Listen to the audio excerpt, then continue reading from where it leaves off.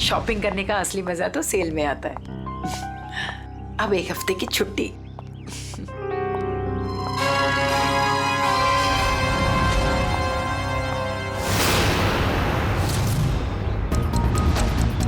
अब घर जाकर मम्मी से कहूंगी कि उनके हाथ की ठंडी लस्सी बना कर दे।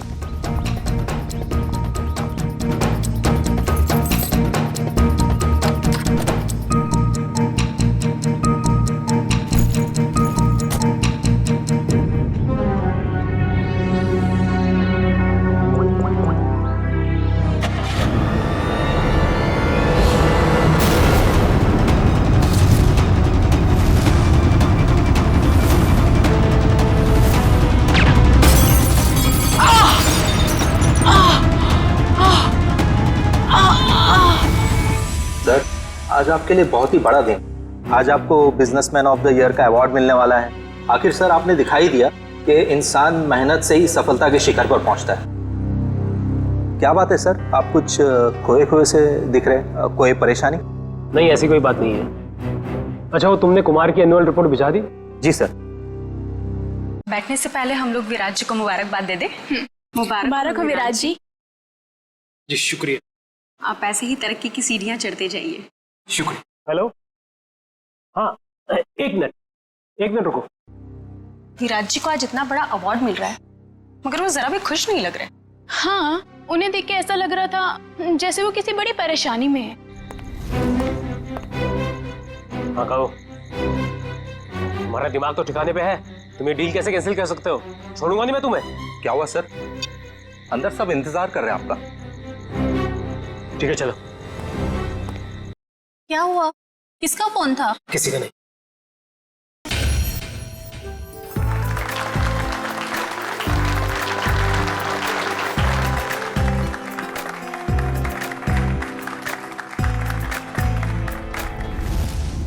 अब वक्त है उस घड़ी का जिसका आप सबको बेसब्री से इंतजार, बिजनेसमैन ऑफ द ईयर का अवार्ड देने का वक्त आ गया है। और इस अवार्ड को देने के लिए मैं बुलाना चाहूंगा इस शहर के जाने माने इंडस्ट्रियलिस्ट मिस्टर श्याम विपुल को।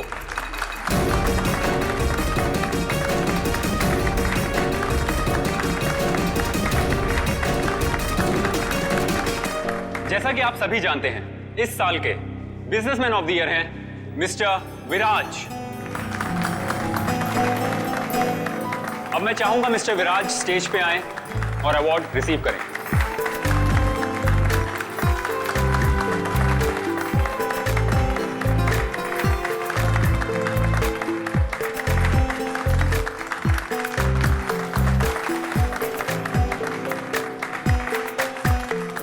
अब मैं चाहूंगा मिस्टर विराज हमारे लिए 2 शब्द कहें।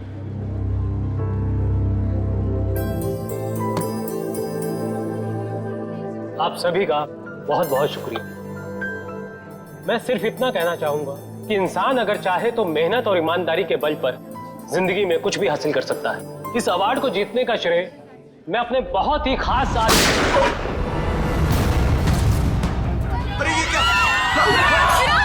अरे गोली चली, निकला से। चलो चलो, कहीं हमें ना लग जाए। निकला से। विराज, तो विराज क्या हुआ तुम्हें? अभिजीत, गोली तो बाएं तरफ से चली है। बस इसका मतलब गोली चलाने वाला इसके सामने नहीं खड़ा था, साइड से गोली चलाई इसने। अगर ये यहाँ पे खड़ा होके बोल रहा था बाईं तरफ से गोली चली है, सर यहाँ कहीं पे होना चाहिए खूनी को। हाँ, पर यहाँ पर तो दीवार है अभिजीत, मतलब खूनी दीवार के सामने खड़ा था। इन सारे लोगों के बीच में किसी ने तो सुना होगा, देखा होगा गोली चलाते वक्त। ये इधर दीवार पे मेहमान थे इस तरफ? सर 2 या 3। 2 या 3? कितने? सर 3। कौन लोग थे, कुछ याद है आपको? सर गोली की आवाज सुनकर वो लोग भाग गए, जो बचे यहीं बचे हैं। मेहमानों की लिस्ट तो होगी तुम्हारे पास? Yes sir. लाओ। Okay sir. वैसे आप लोगों ने देखा किसी को गोली चलाते हुए? नहीं सर।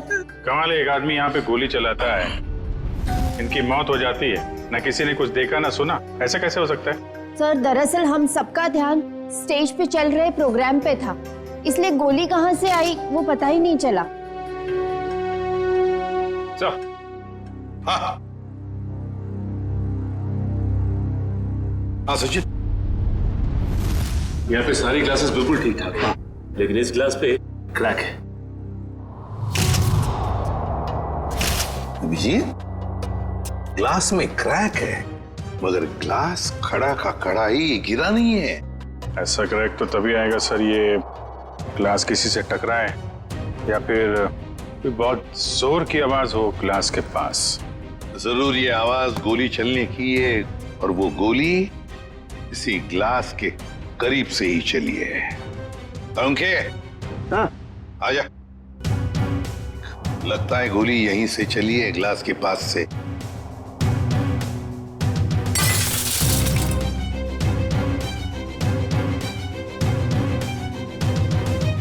बॉस, देख करके तो ऐसा ही लगता है कि गोली यहीं से चली है। फिर भी 100% श्योर होने के लिए मैं अच्छी तरह से चेक कर लेता हूँ। चेक कर ले।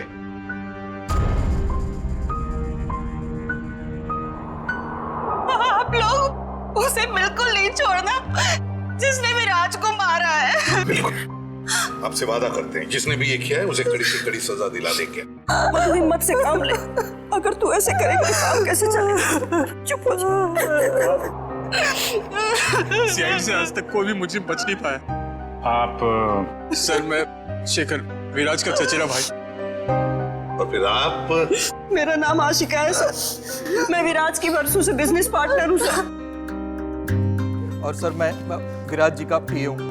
तो फिर आप में से किसी को भी किसी भर भी शक है किसने किया होगा ये? नहीं सर, उनकी तो किसी से कोई दुश्मनी नहीं थी। नहीं, दुश्मनी तो थी, नहीं तो कोई खून क्यों करेगा? सर मैं कुछ कहना चाहता हूँ। कहिए। सर, विराज जी का आज शाम से बहुत ज्यादा मूड खराब था। खराब मूड? उन्हें तो बिजनेस ऑफ द ईयर का अवार्ड मिला था ना, फिर भी मूड खराब था उनका। इस बात से मैं भी हैरान हूँ। इतने बड़े खुशी के मौके पर उनका मूड बहुत ही ज्यादा चिड़चिड़ा था, और फोन कॉल आने के बाद तो उनका गुस्से का पारा बहुत ज्यादा बढ़ गया। किसका फोन कॉल था? सर ये तो नहीं पता, विराज जी किसी से फोन पर बात कर रहे थे। तुम्हारा दिमाग तो ठिकाने पे है, ये क्या बकवास कर रहे हो तुम? तुम्हें डील कैसे कैंसिल कर सकते हो? छोड़ूंगा नहीं मैं तुम्हें। ये सारी बातें हो रही थी सर। आशिका जी, आपको पता है किस डील के बारे में बोल रहे थे? मुझे इस बारे में कुछ नहीं मालूम। अरे ये कैसे हो सकता है कि आपको इस बारे में कुछ भी पता नहीं? आप तो विराज की बिजनेस पार्टनर थी ना, तो आपको तो पता होना ही चाहिए। सर मैं सच कह रही हूँ, ऐसी कोई डील ही नहीं थी जो कैंसिल हुई है। ऐसा कोई डील नहीं था जो कैंसिल हुआ है, ठीक है? अब हम पता लगा लेंगे कौन सा डील था और क्या हुआ था। मयूर सर, विराज का फोन दो।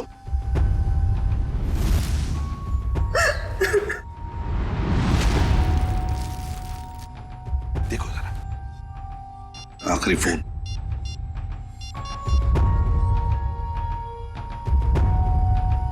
नाम तो लिखा नहीं, अनजान नंबर है। फोन लगा के देखो। फोन बंद आ रहा। फोन बंद आ रहा? अभिजीत, फोन बंद आ रहा है, इसका मतलब है विराज की मौत का जिम्मेदार ये फोन कॉल ही है। पता लगाना पड़ेगा ये फोन नंबर है किसका। मनसा, बेकार की जिद छोड़ दो ना। मम्मा प्लीज समझने की कोशिश करो, मुझे सीआईडी के पास जाना ही होगा, उनसे मदद लेनी होगी मम्मा। नहीं, मैं तुम्हें नहीं जाने दूंगी। फिर से हमला हो गया तुम पर तो। मम्मा प्लीज, मैं जो कर रही हूँ वो ठीक कर रही हूँ, लेट मी डू इट। हाँ, मैं सीआईडी के पास जा रही हूँ, क्या तुम मेरे साथ चलोगे? ओके।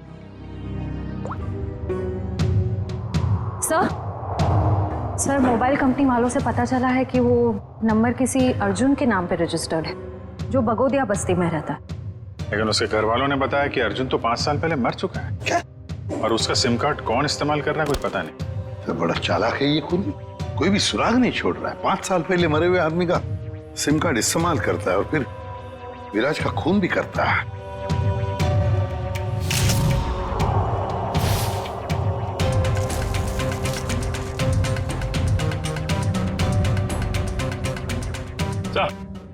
हाँ।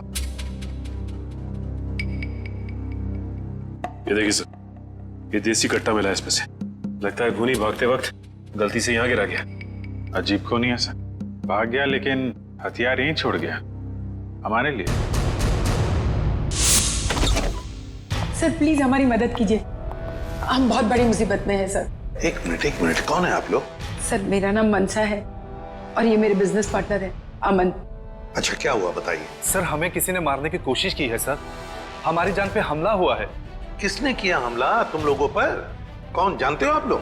सर कुछ नहीं पता है और समझ में नहीं आता है कि हमें मारकर किसे फायदा होगा। देखिए प्लीज आप घबराइए मत, हम लोग पता लगा लेंगे। अच्छा ये बताइए कि जब आप पे हमला हुआ तो क्या आप लोग साथ साथ थे?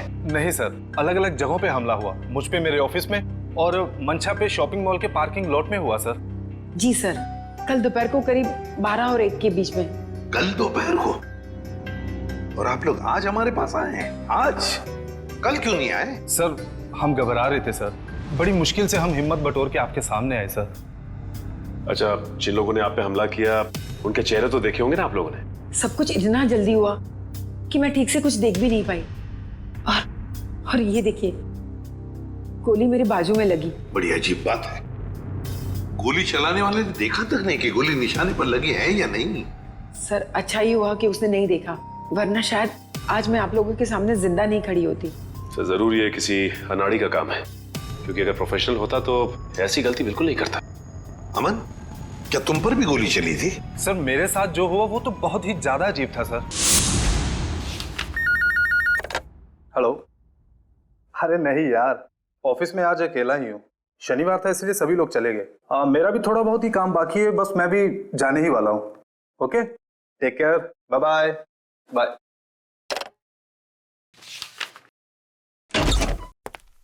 अरे ऑफिस में इस वक्त कौन हो सकता है?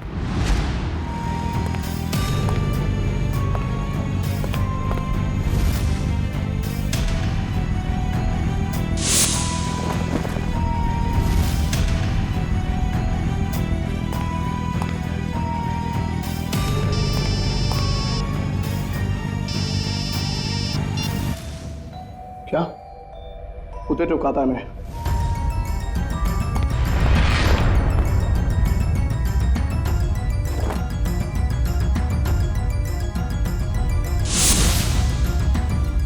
सर गोली मारने वाला बिना गोली मारे ही चला गया।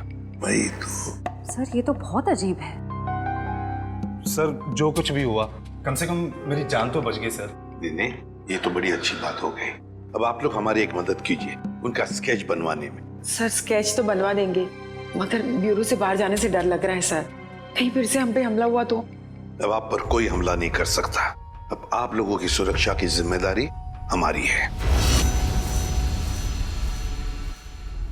एक बात समझ में नहीं आ रही है, मंशा पर गोली चलाने वाला करीब से गोली चलाता है मंशा पर जानलेवा गोली नहीं चलाता, और जो अमन पर गोली चलाने गया था वो बिना गोली चलाए वापस चला जाता है। ऐसा क्यों? नहीं, ये कुछ अलग ही चक्कर है। सर ये रहा स्केच। Thank you. जाओ। आपको पूरा यकीन है यही लोग हैं वो? हाँ सर, लगभग ऐसे ही थे। ठीक है, थैंक यू वेरी मच। अब आप लोग जा सकते हैं, लेकिन निश्चिंत रहिए, आपकी सुरक्षा के लिए हमारे सीआईडी ऑफिसर्स तैनात रहेंगे। Thank you sir. श्रेया, देखो क्या ये दोनों पुराने पापी है क्या?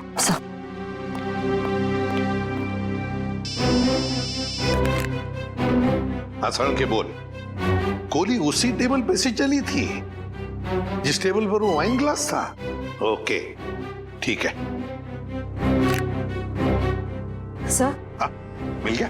नहीं सर, उन दोनों का हमारे डेटाबेस में तो कोई रिकॉर्ड ही नहीं है। कोई भी रिकॉर्ड नहीं है उन दोनों का? अच्छा, एक काम करते हैं, वो मॉल जिसके पार्किंग लॉट में मंशा पर हमला हुआ था और अमन का ऑफिस, इन दोनों जगहों के पास उस वक्त जिस वक्त गोली चली थी, उस वक्त जितने भी सेलफोन्स नेटवर्क में थे उन सब का पता लगाते हैं। पर सर ऐसे तो सैकड़ों लोग होंगे। बिल्कुल, सैकड़ों लोग होंगे, सैकड़ों फोन होंगे, मगर मुजरिम उन्हीं में से ही कोई है, उन्हीं में से ही कोई है जो सबसे करीब थे उस पार्किंग लॉट में मंशा के पास, और सबसे करीब थे अमन के पास उसके ऑफिस में।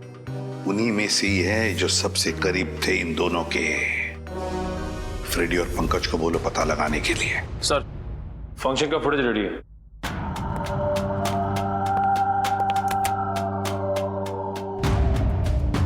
निखिल, अब जूम करो उस टेबल पर जहां से गोली चली थी।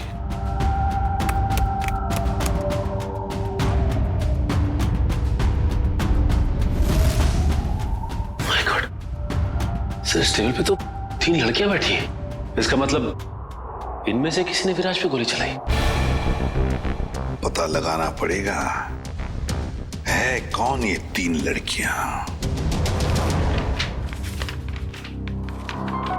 इतनी लंबी लिस्ट, मुझे तो मेरे स्कूल के दिन याद आ रहे हैं और इतिहास के राजा महाराजा के नाम रट रहा हूं।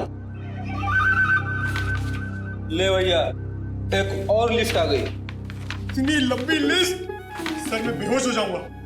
घबराइए नहीं सर, ये आखिरी है। अच्छा, मुझे तो नींद आ रही है। उस दिन मंशा वाले मॉल और अमन के ऑफिस के पास इतने सारे लोग थे, जो हमें चाहिए उसे ढूंढेंगे कैसे? एक काम करते हैं सर, 2-4 लोगों को फोन करके देखते हैं। हमारा नसीब शायद बुलंदी पे हो और हमें मुजरिम मिल जाए। अच्छा आइडिया है, लगा phone. Inky pinky ponky, Freddy sir loves a donkey, ये वाला नंबर।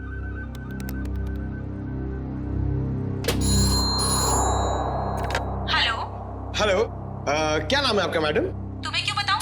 तुम्हें शर्म नहीं आती? अनजान लड़की को फोन करके परेशान करते हो। अरे नहीं मैडम, आप समझ नहीं रही हैं। अगर तुमने मुझे दोबारा फोन किया ना तो मैं सीआईडी को कंप्लेंट कर दूंगी। मैं खुद सीआईडी से हूँ और मैं इंडियन क्रिकेट टीम की कैप्टन हूँ। खबरदार जो फोन किया दोबारा। अरे मैडम, आप समझ क्यों नहीं रही हैं? मेरे पति ने कहा ना तुमसे मुझे फोन करके परेशान करने के लिए। जाओ जाके कह दो उससे मैं 1 पैसा दहेज नहीं देने वाली। दहेज? अबे क्या हुआ पंकज? दहेज का नाम सुन के तेरे पूरे शरीर में 440 वोल्ट का करंट क्यों दौड़ने लगा? अरे सर मत पूछिए, दहेज ही तो मेरी दुखती रग है। सर मेरा पुराना जख्म हरा हो गया। मैं कुछ समझा नहीं। सर आप तो जानते ही हैं, मेरे स्कूल के और कॉलेज के जितने भी फ्रेंड्स हैं सबकी शादी हो चुकी है। मैं ही अकेला बचा हूं कुंवारा। पता है क्यों? क्यों? इस दहेज की वजह से।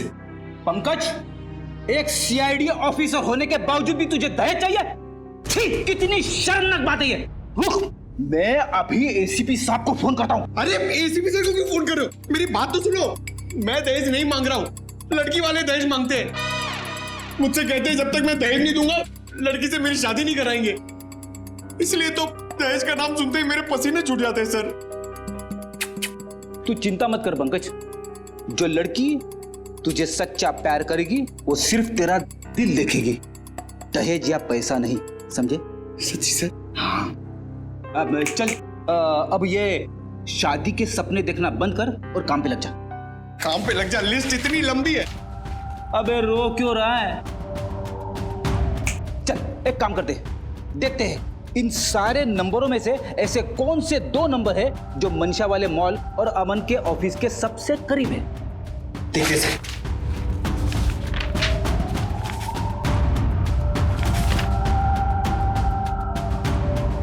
सर ये नंबर देखिए सर। सर ये मॉल से सिर्फ 70 मीटर दूर है। सर ये नंबर देखिए, ये ऑफिस से 20 मीटर दूर है सर। एक्सक्यूज मी, ऐसा आप जरा बता सकते हैं कि ये और ये 2 नंबर किसके नाम पे? एक मिनट।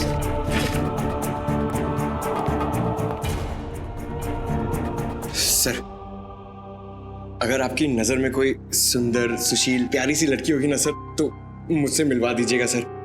वो क्या है ना, मेरी मॉम चाहती है कि मेरे हाथ जल्दी से जल्दी पीले हो जाए।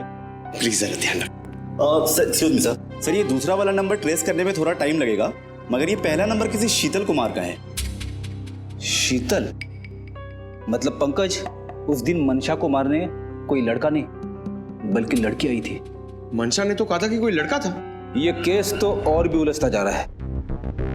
एक काम करता हूं, दया सर को फोन करता हूं।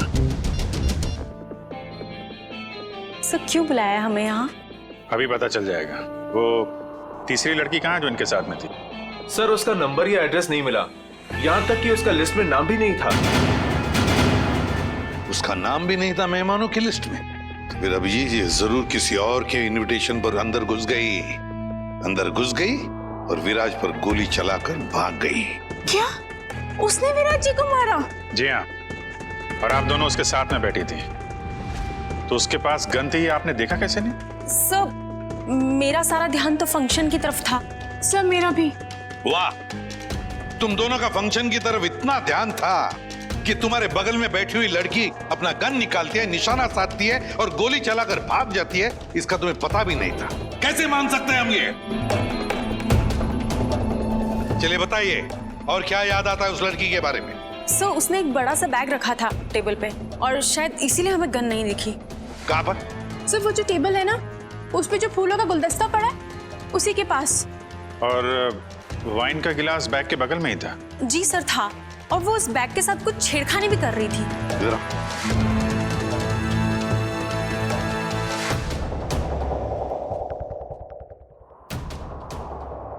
तुम दोनों यहाँ बैठी थी? जी सर। और उसने बैग कहाँ रखी थी? सर उसका बैग यहाँ पर था और ग्लास यहाँ पर? जी सर।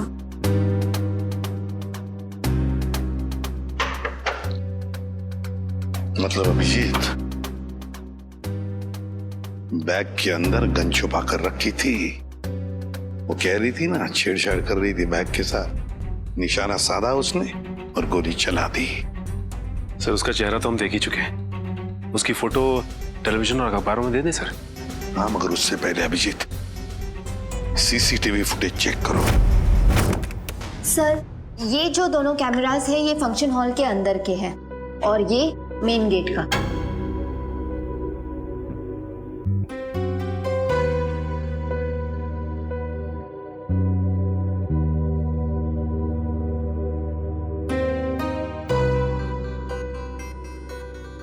तो काफी देर से आई फंक्शन में। अब जरा ये मेन गेट वाला दिखाना। जी सर। सर ये तो टैक्सी में आई है। टैक्सी में? एक मिनट जरा इसको रिवाइंड करो, फिर से चलाना। पॉज। अब जरा ये नंबर प्लेट है ना टैक्सी का, उस पर जूम करो।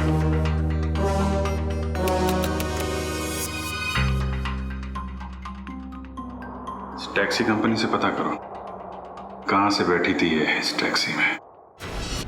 जी हाँ, मैं उसी टैक्सी की बात कर रहा हूँ, VWJA 3856। जी हाँ, 23 नवंबर की रात लगभग 8 बजे के आसपास इस टैक्सी ने एक लड़की को तिरला ऑडिटोरियम पहुंचाया। देखिए इस लड़की की सारी डिटेल चाहिए हमें। जी हाँ, खून का मामला है।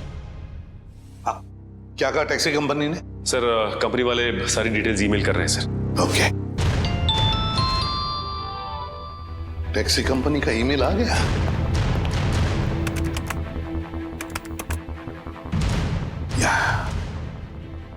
ये रहा उनका मुंबई का रोड मैप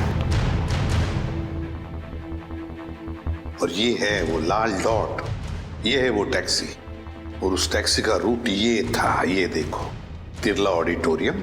मतलब उस लड़की ने टैक्सी ज्वाला रोड से पकड़ी है, ज्वाला रोड से। बहुत होशियार है लड़की सर, इसने टैक्सी अपने घर पे नहीं बुलाई बल्कि भीड़ भाड़ वाली रोड पे बुलाई। लगता है इस लड़की का घर ज्वाला रोड के आसपास ही होगा। निखिल, काम करो, तुम और जयवंती जाओ, ज्वाला रोड जाओ और अच्छी तरह से पूछताछ करो।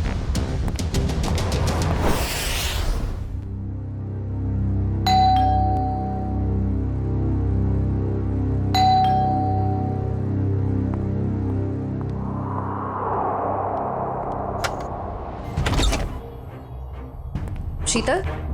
क्या? शीतल तुम हो ना? आप लोग क्या कह रहे हैं? ये हेडफोन्स निकालोगी तब सुनाई देगा। ओह, I am so sorry.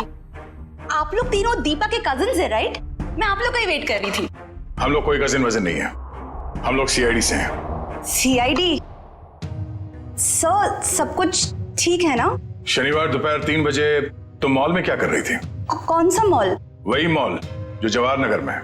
Sir mall, मैं कोई मॉल में थी नहीं और जवाहर नगर तो मेरे घर से काफी दूर है, मैं वहां जाती ही नहीं हूँ। देखो शीतल, ड्रामा करने की जरूरत नहीं है। अगर तुम जवाहर नगर नहीं गई थी तो तुम्हारा फोन वहां कैसे पहुंच गया? पर मेरा फोन तो गुम हो चुका है, मेरे पास है ही नहीं।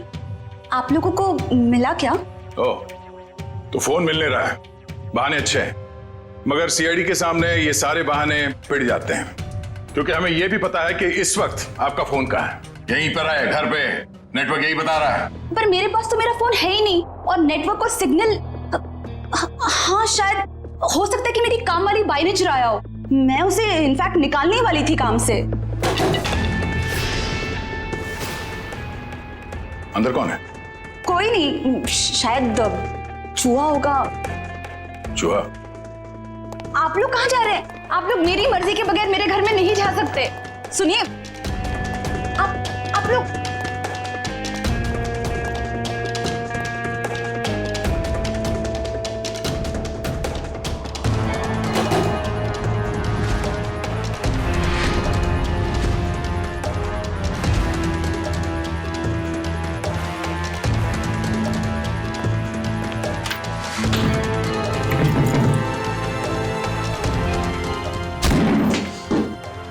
शर्म नहीं आती? ऐसे कैसे अंदर घुसे चले आते हो? अब क्या करें, आदत से मजबूर है। क्या? काफी बड़ा चूहा है, इसे खुराक की जरूरत है, हम ले जाते हैं।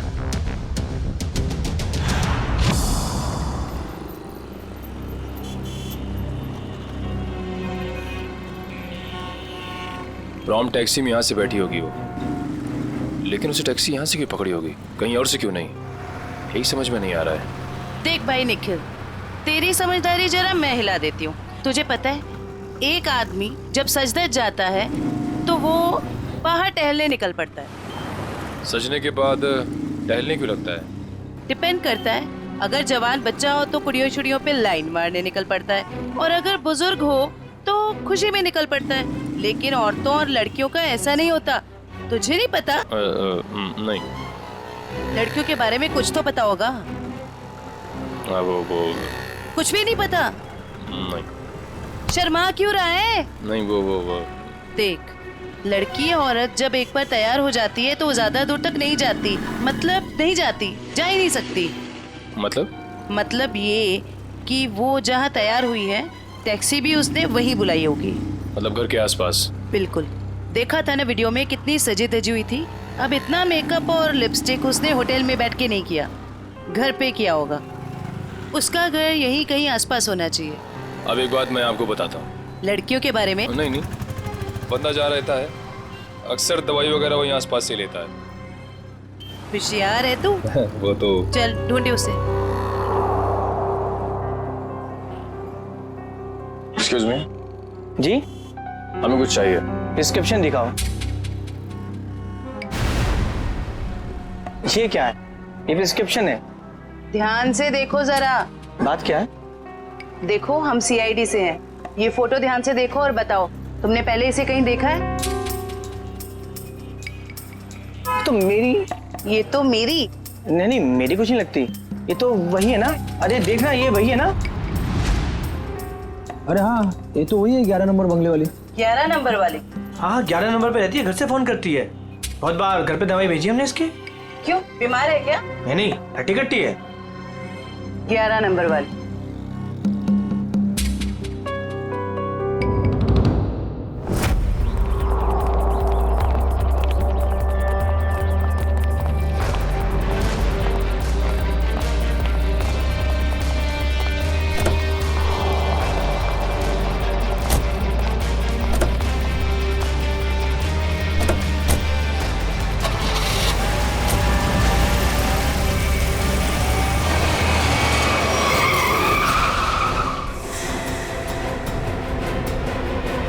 ओ मैडम,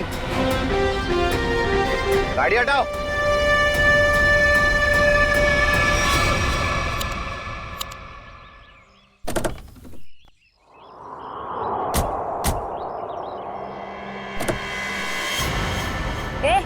क्या बदतमीजी है? चल गाड़ी हटा।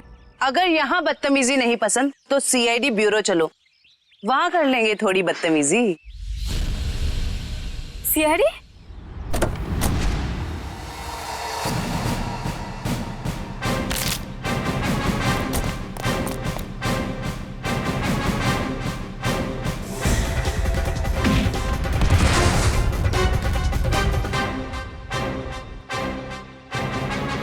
सर प्लीज मुझे जाने दीजिए, मेरी कोई गलती नहीं है। चुप! पैसे लेकर लोगों को मारते और कहते हो तुमने कुछ नहीं किया। किसने कहा था तुम्हें मंशा और अमन को मारने के लिए? प्रीतम ने। कौन प्रीतम? वो बड़ी पार्टियों से सुपारी का कॉन्ट्रैक्ट लेता है और हम जैसे लोगों में बांट देता है। मुझे मंशा को मारने के लिए कहा था उसने, और मेरे दोस्त रिंकू को अमन की सुपारी दी थी। मतलब पैसे लेकर लोगों को मारने का पूरा नेटवर्क ये प्रीतम चलाता है। और फिर मंशा और अमन को मारने के लिए प्रीतम को किसने कहा? प्रीतम को किसने कॉन्ट्रैक्ट दिया था? सब विराज ने। विराज? सर इसका मतलब विराज, मंशा और ये अमन का केस आपस में जुड़ा हुआ है। हाँ, पर मजे की बात यह है सचिन कि विराज ने प्रीतम को कॉन्ट्रैक्ट दिया मंशा और अमन को मारने का, और फिर विराज का ही खून हो गया। सर कहीं ऐसा तो नहीं कि अमन और मंशा ने मिलकर विराज को मरवा दिया हो? तो फिर मंशा और अमन हमारे पास क्यों आते हैं? अच्छा, ये तुम्हें सुपारी मिली थी ना मंशा और अमन को मारने की, तो फिर तुम और तुम्हारे दोस्त नाकामयाब कैसे हो गए? नाकामयाब नहीं हुए थे सर, प्रीतम ने आखिरी वक्त पर सुपारी कैंसिल कर दी थी। प्रीतम ने आखिरी वक्त इन दोनों को मारने का प्लान ही कैंसिल कर दिया? क्यों? ये चक्कर क्या है? मुझे तो लगता है विराज की मौत के पीछे इस प्रीतम का हाथ है। दीपिका। जी सर। तुम्हें विराज को मारने के लिए किसने कहा था? प्रीतम ने।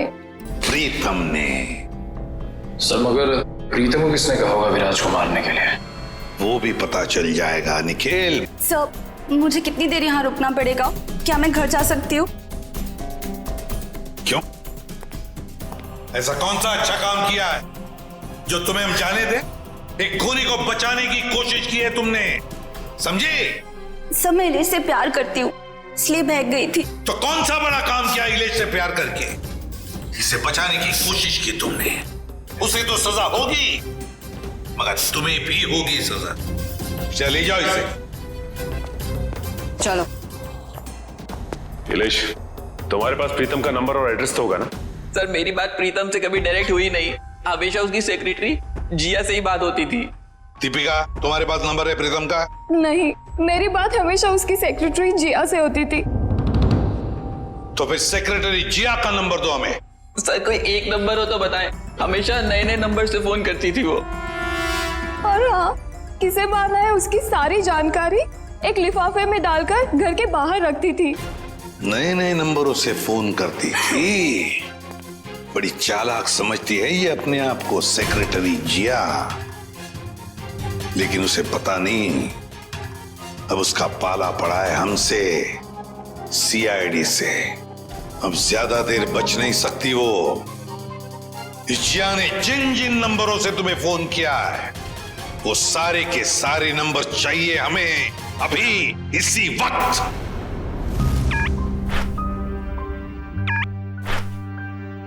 सर ये देखिए, शहर के नक्शे में जो लाल रंग के निशान दिखाई दे रहे हैं, जिया ने आज ये नंबर वहां इस्तेमाल किए हैं। ये है वो पहला नंबर जिया ने इस्तेमाल किया हुआ। राजा पार्क से लेकर खातीपुरा गया है और 30 मिनट तक बात कर रही थी, 30 मिनट तक। और फिर खातीपुरा से वो श्याम नगर आई, उस दौरान उसने 40 मिनट तक बात की। हाँ सर, और तीसरा नंबर उसने इस्तेमाल किया है श्याम नगर से क्वींस रोड के बीच, तकरीबन अब 1 घंटे बात की है सर। और उसके बाद अब ये क्वींस रोड से विद्यानगर की तरफ गई। और सर विद्यानगर में जिया के नंबर के साथ एक और नंबर है। लगता है ये नंबर प्रीतम का है श्रेया, ये प्रीतम ही है। इस प्रीतम ने बुलाया होगा जिया को विद्यानगर मिलने के लिए। लेकिन सर विद्यानगर के बाद तो जिया का मोबाइल बंद हो गया है सर। तो ठीक है, होने दो, लेकिन वो दूसरा नंबर भी तो है जिससे जिया मिली थी, उसको ट्रैक करो निखिल।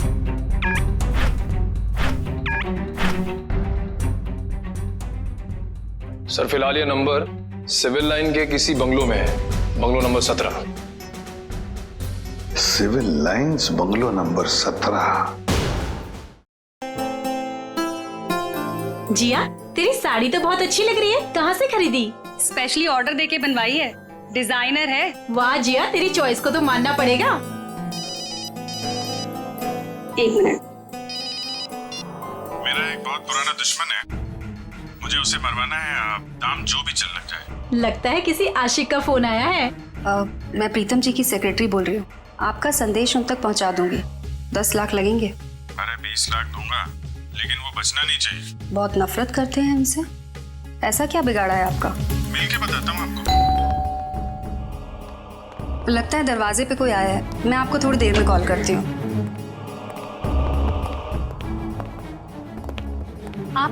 नहीं, वो मैं ही हूँ। आपसे मुलाकात भी हो गई। आप कौन है? वैसे तो मेरा नाम अभिजीत है, लोग मुझे सीनियर इंस्पेक्टर अभिजीत के नाम से जानते हैं। सीआईडी में काम करता हूँ। आप किस नाम से बुलाना पसंद करेंगी? सीआईडी का यहाँ क्या काम? अरे फोन पे बताया ना आपको।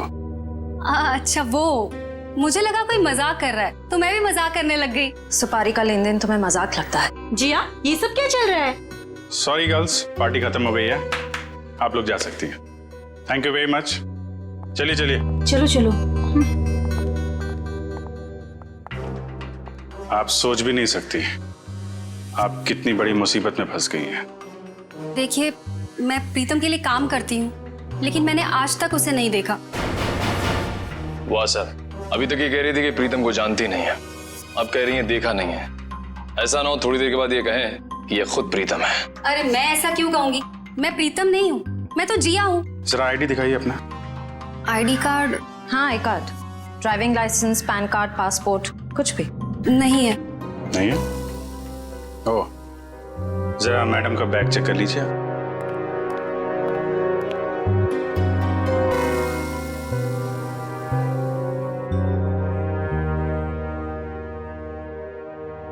सर, इस खूबसूरत चेहरे का नाम है प्रीतम योगिता। अच्छा, तो आप प्रीतम है? भाग के कहाँ जा रही हो? पहले अपने चेहरे का मेकअप तो करवा लो।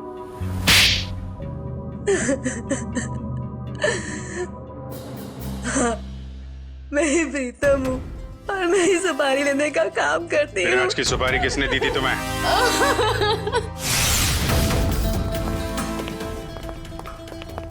माफ कीजिएगा, ऐसे ही चले आए। क्या करते, काम बहुत जरूरी था।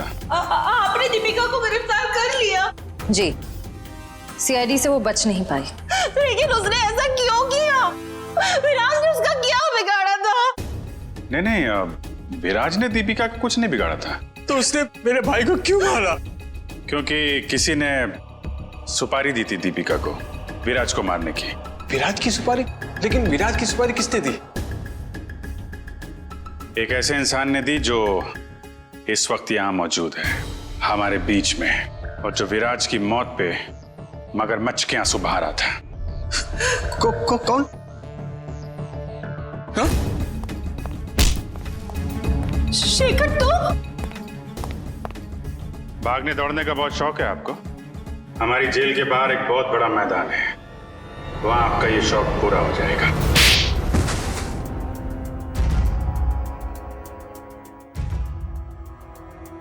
कहने के तो ये हमारा फैमिली बिजनेस था, लेकिन सच तो ये था कि पूरा कारोबार सिर्फ और सिर्फ विराज भैया चलाते थे। और इस बात की तुम्हें जलन थी, हैं? क्यों नहीं होगी जलन? सारी प्रॉपर्टी उनके नाम पे, सारी फैक्ट्रियां, सारी इंडस्ट्री उनके नाम पे थी। भिखारी जैसा महसूस करता था, इसलिए मैंने विराज भैया के प्रतिद्वंदियों अमन और मनसा के साथ हाथ मिला लिया। और तुम तीनों का एक ही मकसद था, विराज की बर्बादी। हाँ, जब विराज भैया को एहसास हुआ कि अमन और मनसा दिन दुगनी रात चौगनी तरक्की कर रहे थे, तो उन्हें बर्दाश्त नहीं हुआ, उन्होंने दोनों की सुपारी दे दी। और इसके पहले कि वो दोनों मारे जाते, तुमने वो सुपारी कैंसिल करवा के विराज की सुपारी दे दी। हाँ, तो क्या गलत किया मैंने? विराज भैया कौन से दूध के धुले हुए थे? हाँ, वो दूध के धुले नहीं थे, लेकिन तुम्हें उन्होंने एक छोटे भाई से ज्यादा अपने बेटे की तरह समझा था। तुमने जो किया है ना शेखर, उसका तो प्रायश्चित तक नहीं हो सकता। प्रायश्चित के लिए बहुत टाइम मिलेगा, जेल की सलाखों के पीछे फांसी का ऑर्डर आने तक।